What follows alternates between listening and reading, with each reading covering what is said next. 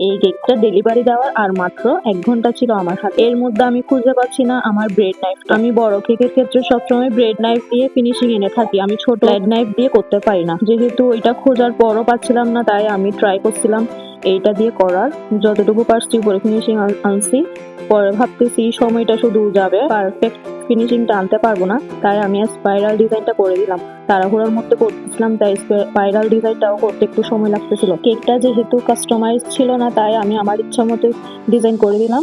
এটা ছিল 2.5 pound strawberry cake. কেকটা অর্ডার করে আমাদের রেগুলার কাস্টমার। কেকটার সাথে একটা পাউন্ড কেক হলে ক্লায়েন্টটাও একটা ভালো রিভিউ শেয়ার করে, আলহামদুলিল্লাহ। আর আপনারা যারা কেক অর্ডার করতে চাচ্ছেন, আপনারা এখন থেকে কেক অর্ডার করতে পারবেন। কালকে থেকে আমরা আবারও কেকের অর্ডার নিচ্ছি।